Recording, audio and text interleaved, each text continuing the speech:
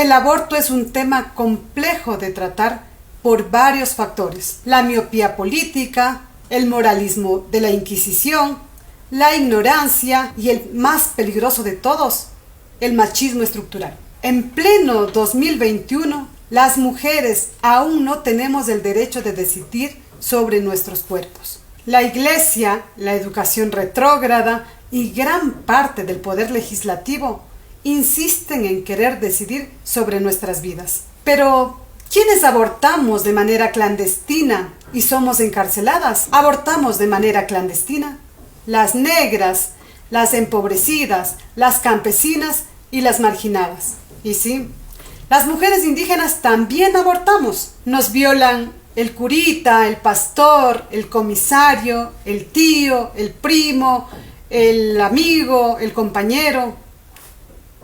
Todos nos violan y callan, pero nosotras ya no callaremos. En esta ocasión, para Insurrectas, nos acompaña Paulina Bercuter, del pueblo Otavalo, y Ana Cristina Vera, de Surcuna. Bienvenidas.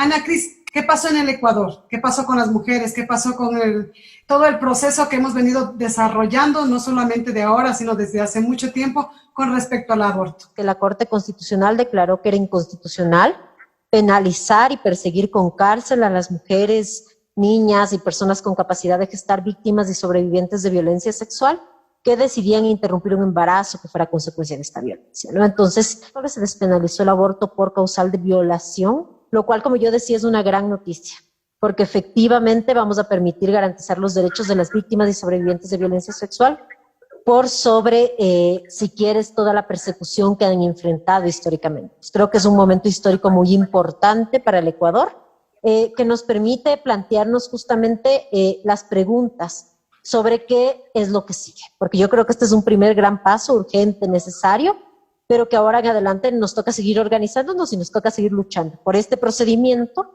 porque sea adecuado para todos en todos los territorios y además porque efectivamente logremos seguir avanzando. O sea, creo que la meta en temas de aborto es despenalización total y en los otros temas que tenemos hay muchas metas más. Tenemos que acabar con la desigualdad de género, con la desigualdad económica, con el capitalismo, con el patriarcado, entonces la lucha continúa, ¿no? Pauli, ¿las mujeres indígenas abortamos? Realmente nosotras las mujeres indígenas hemos abortado, abortamos y seguiremos abortando porque es una realidad dentro de las mujeres, somos mujeres igual.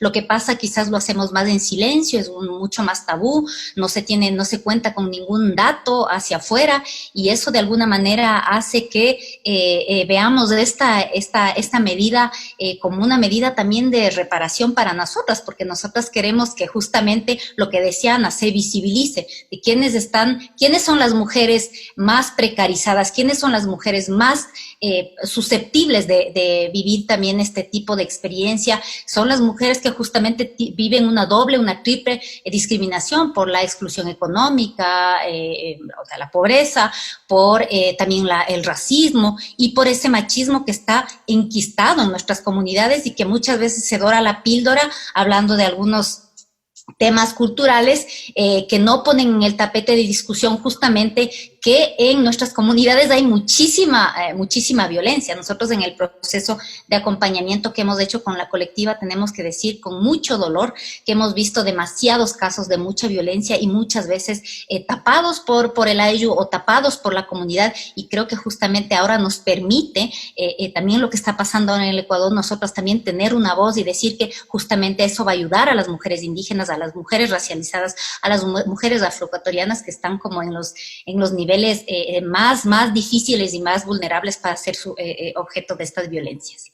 Si vemos que el aborto es una realidad en los pueblos indígenas, no indígenas, mestizos, campesinos, negros y todos los demás, ¿se considera el aborto como un crimen? ¿Es considerado como un crimen? técnicamente, en nuestro país se puede penalizar a las mujeres que abortan si no lo hacen para salvar su vida o salud, o cuando el embarazo sea producto de violación, ¿no? Antes de esta excepción era solamente para las mujeres que tenían discapacidad mental. Ahora, dentro de esta causal salud podríamos hablar de múltiples casos, ¿no? Podríamos hablar de la salud mental, de la salud social y ampliar de una amplia aceptación del tema de aborto, ¿no? Ahora, sí hay mujeres que pueden ser penalizadas por abortar, lamentablemente en nuestro país, y es justamente contra eso, contra lo que estamos luchando, contra esa penalización a las mujeres, ¿no? Socialmente, por ejemplo, en nuestro país, si bien mucha gente no está de acuerdo con el tema de aborto, tampoco están de acuerdo con que las mujeres vayan a la cárcel por aborto. Y creo que eso es efectivamente lo que tenemos que rescatar. Esta posibilidad de que las mujeres podamos decidir en libertad y que efectivamente el aborto no siga siendo tratado como un delito, donde se genera estigma contra las mujeres y contra las personas que deciden abortar, ¿no?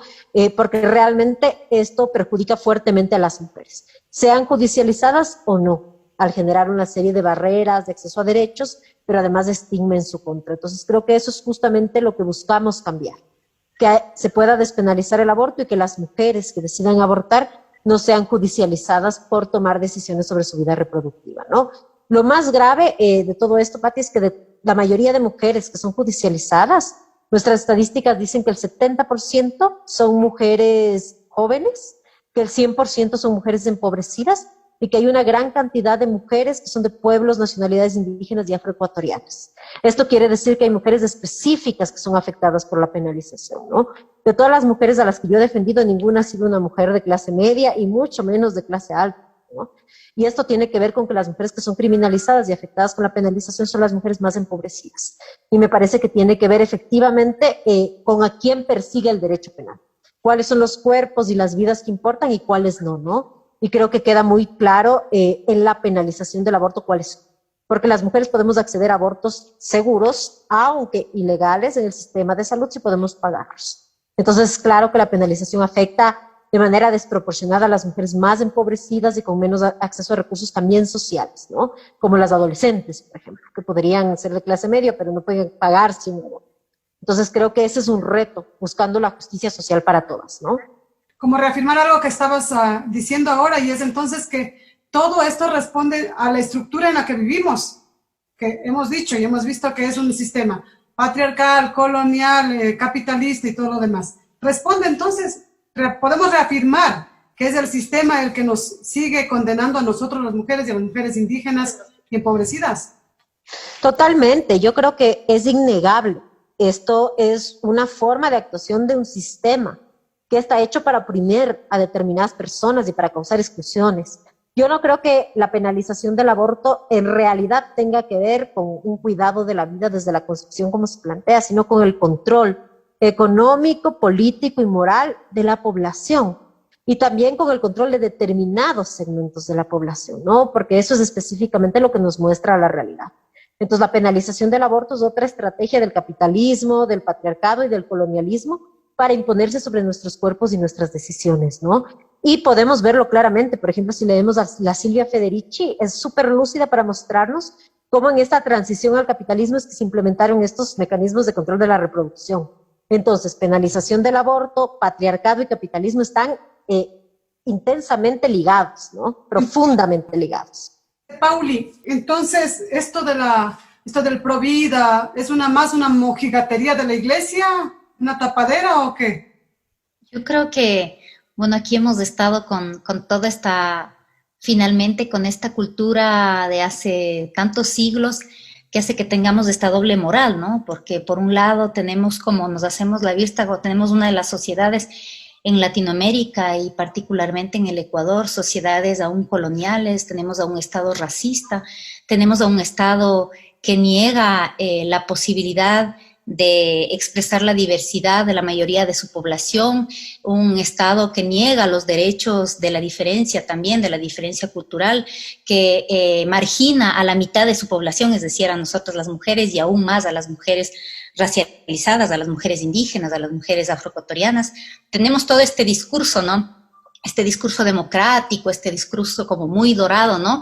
Pero que finalmente se asienta en una moral que algunas cosas permite y otras no. Entonces se tolera la pobreza, por ejemplo, se tolera el racismo, porque aquí en el Ecuador, cuando nosotras decimos de que existe racismo, nos dicen, ay, ya, pero por favor, ya superen eso, son unas resentidas, ya pasen la página, ya pasaron los 500 años y miren para adelante.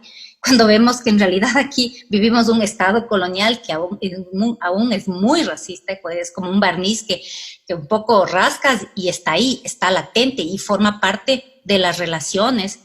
Entonces sí, efectivamente vivimos un doble discurso, una doble moral, una mojigatería, pero que está expresada como en este tema como muy, digamos, muy sensible del aborto, porque tiene que ver con el cuerpo de las mujeres, y eso está no solamente en nuestra cultura, sino en todo el mundo.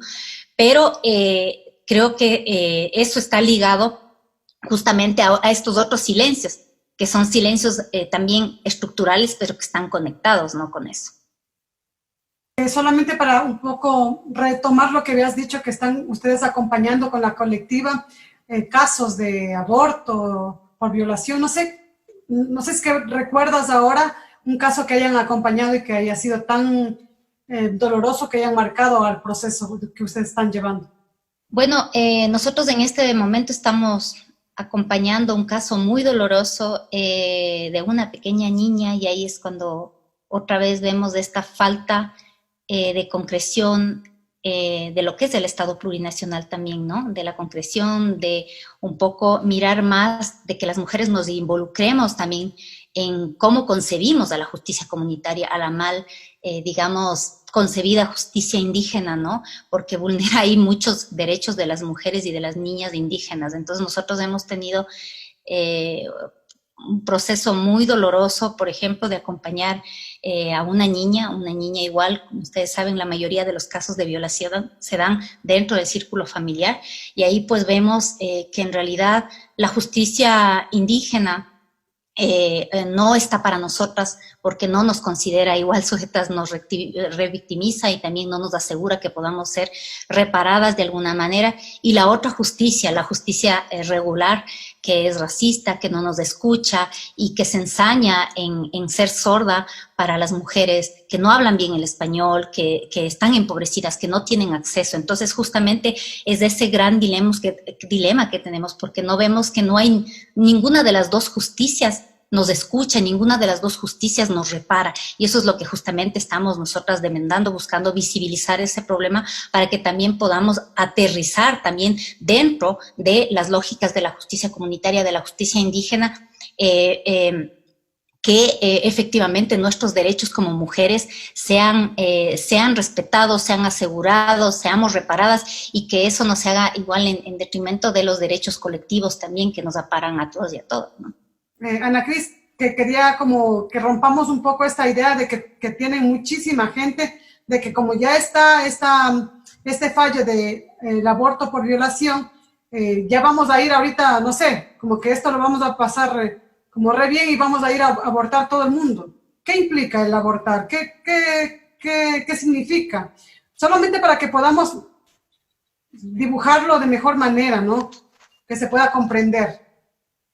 Yo creo que es súper importante visibilizar lo que realmente vivimos las mujeres cuando atravesamos procesos de aborto, ¿no? Entonces creo que cuando una mujer tiene un embarazo no deseado, cualquier decisión sobre este embarazo es absolutamente difícil. O sea, esa decisión puede ser, por ejemplo, continuar con un embarazo, digamos, forzado, consecuencia de violencia sexual, una adopción o un aborto.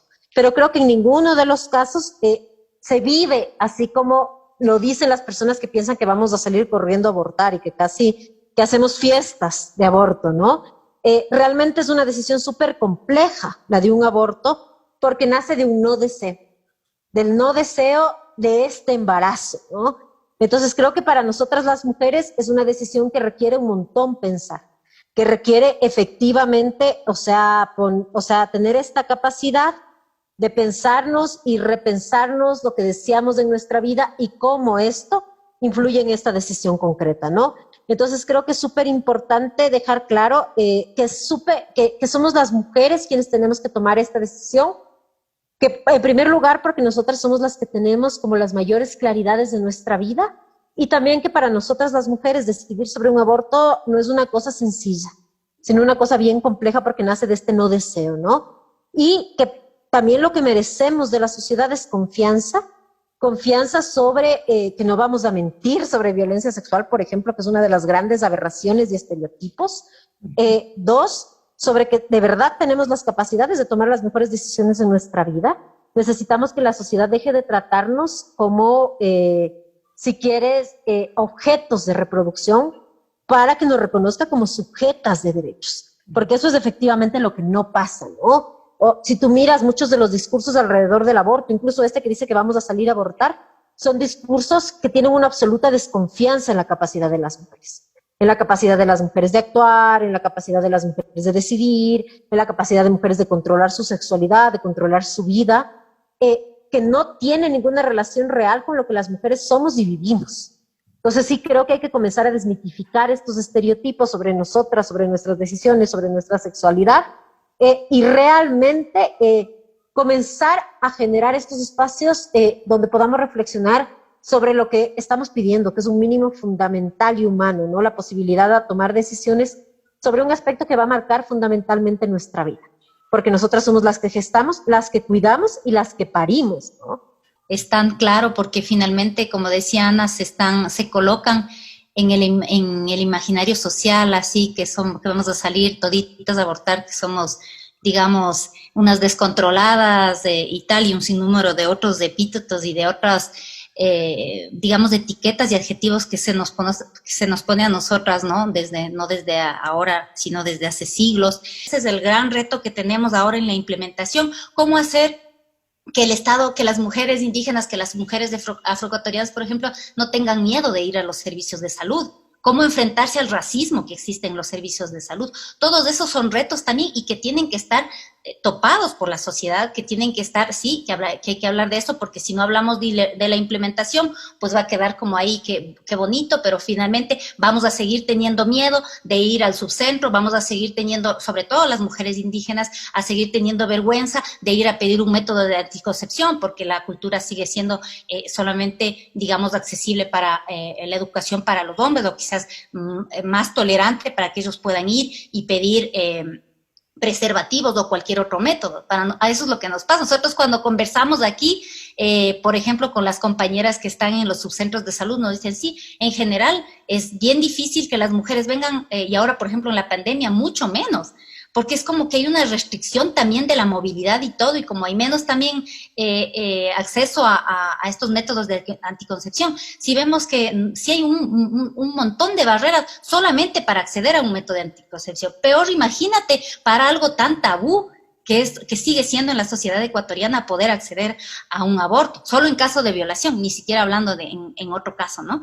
Entonces, sí hay toda una cuestión que tratar en el tema de educación sexual, que no solamente es decir, bueno, el aparato reproductor esto, pero no, hablar de estas cosas dentro de la vida cotidiana de nosotros, o por ejemplo, de cómo empezar a hablar también de cómo las mujeres podríamos tener acceso en los servicios de salud público a métodos recuperados por las mamás parteras, por ejemplo, que sería igual, eso realmente es hacer ejercicio también de el Estado plurinacional que nosotros quisiéramos construir. Y hay una total ausencia, por ejemplo, en las organizaciones de cuando se tenga que hablar, digamos, de esos problemas que nos afectan de verdad en el cotidiano, en el cuerpo de las mujeres, ¿no? No, dicen, yo he hablado, dicen que no existen. No existen gays, lesbianas, no existen. Dentro de los pueblos indígenas no existe aborto, no existe nada. Estamos en una burbuja y todos somos buenitos, todos somos complementarios. Estás loca.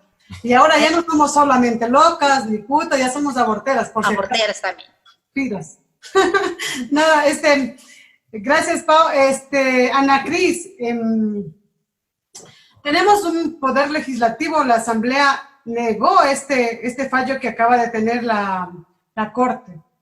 ¿Por qué le cuesta tanto al Estado, al poder legislativo, judicial, a todo el mundo comprender la necesidad del aborto seguro, libre, seguro y gratuito? Bueno, Pati, yo lo que creo es que les cuesta un montón porque esto implica desestructurar uno de los fundamentos del Estado patriarcal capitalista, que es la sumisión y la subyugación de las mujeres a los hombres, ¿no? Hay una estructuración fundamental donde nosotras tenemos que responder a este mandato, ¿no? Y nuestra reproducción tiene que servir tanto a los intereses estatales, cuando necesitan más personas, entonces hay que reproducirse más, y es libre la reproducción, y cuando se necesitan menos, en cambio ahí tenemos que usar anticonceptivos o acceder a abortos en determinados casos. Entonces lo que creo es que hay un interés estatal en nuestra reproducción, y que también pasa por un interés, si quieres, privado de los jefes de familia. Entonces por eso es que es tan difícil comprender este tema y es tan difícil realmente concederlo. Yo sí creo que uno de los fundamentos básicos del Estado-Nación como está estructurado es efectivamente la subyugación de las mujeres dentro del ámbito familiar para efectivamente generar este tipo de relaciones de poder, ¿no? Entonces sí creo que es un tema fundamental el tema de control de la reproducción. Y creo que también les cuesta entender por qué se ha construido este Estado sobre un concepto de mujer que disminuye nuestra capacidad para comprender, por ejemplo, la realidad, ¿no? Nos construyen de una forma como si realmente no tuviéramos estas capacidades, ¿no? Como que si tuviéramos que tenerle a nuestras propias capacidades. Entonces creo que es esa construcción la que cuestiona el hecho de la autonomía de nuestros cuerpos y el hecho de reclamar específicamente un cambio de patrones socioculturales tan fuerte hasta el punto que seamos nosotras quienes decidamos sobre nuestra reproducción y no el Estado, ¿no? Y no los hombres, y no otras personas. Seguimos, creo que a los hombres me refiero, viendo a las mujeres la necesidad de que le pidamos permiso, ¿no? Para todo. Permiso marido para ir a levantarme a lavar los calzones suyos. Permiso compañero para poder tomar la palabra. Permiso Estado porque me violaron y quiero abortar. O sea, siempre como que hay esa noción de pedir permiso al patrón, ya no es el patrón, es el compañero, ya no es el compañero, es del Estado, siempre pidiendo permiso para ser y estar nosotras como mujeres, ¿cierto? Y solamente... Totalmente. Pauli, ¿por qué nos cuesta a nosotros? A nosotros digo, a los compañeros hombres de los pueblos y nacionalidades afroecuatorianos, campesinos, comprender esto del aborto, de la educación sexual, el otro tema que ya hablaré en algún momento, que es las diversidades sexuales y de género. Pero, ¿por qué nos cuesta tanto? ¿Qué miras tú en este caminar que has llevado con la colectiva? Dices que tienen ya años trabajando. ¿Cuál es el resultado? ¿Qué está pasando? Creo que en nuestras culturas hay mucho más silencio. No, como prima más lo comunitario, y también creo que en toda la articulación política y en todos los esfuerzos de organización que hemos tenido, siempre ha primado más, digamos, otras agendas, y siempre ha primado más lo étnico por encima, por ejemplo, de reivindicar las desigualdades que existen entre hombres y mujeres, ¿no?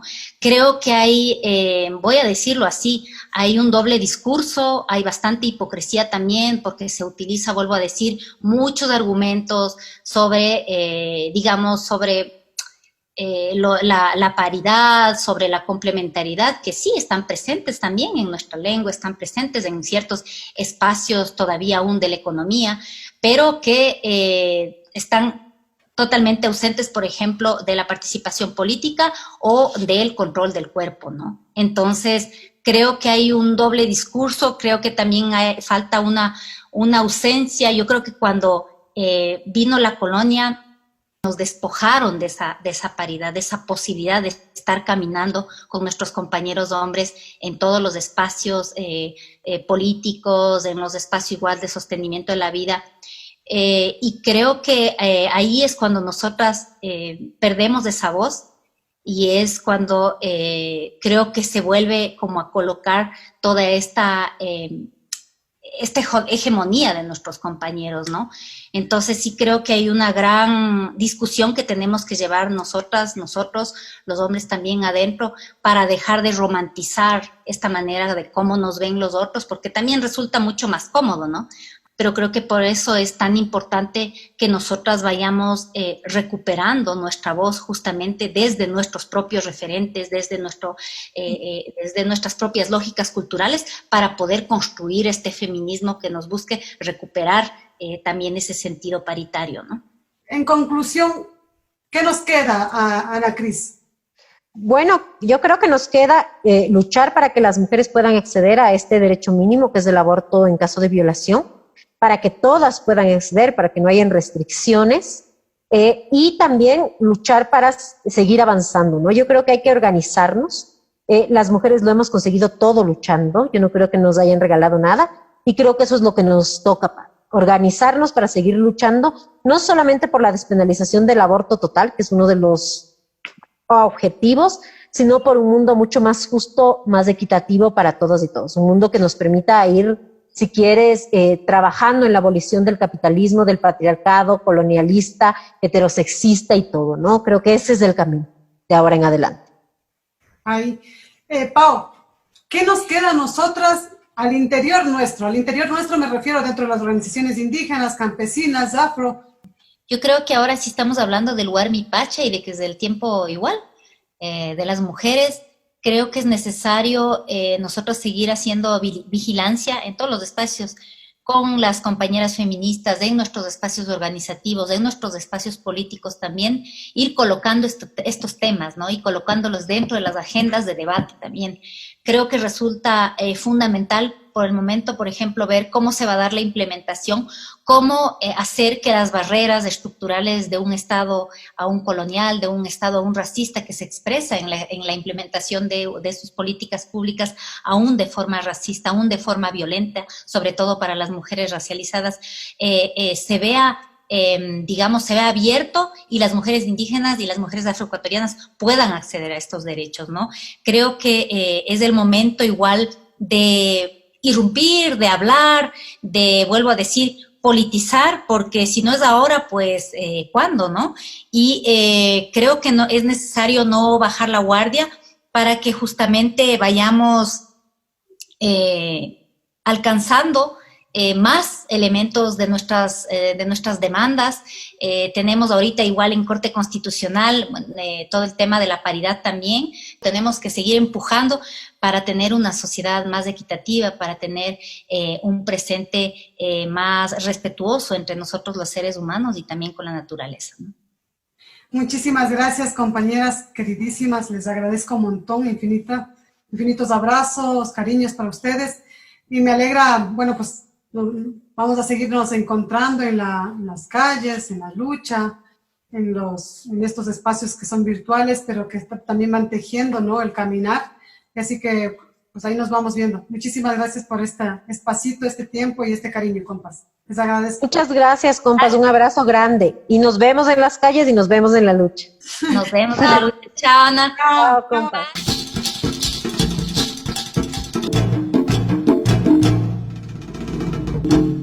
¿Y cuál es el deber del Estado ecuatoriano ahora? Cumplir el fallo de la Corte Constitucional de Justicia ecuatoriana, en tiempo, espacio y recursos económicos. A nosotras nos queda la rebeldía y la lucha constante, en el legislativo, en el ejecutivo, pero sobre todo en las calles. Educación sexual para decidir, anticonceptivos para no abortar y aborto seguro, legal y gratuito para no morir. Yo soy Patricia Yayico y esto es Insurrectas. Nos vemos la próxima semana.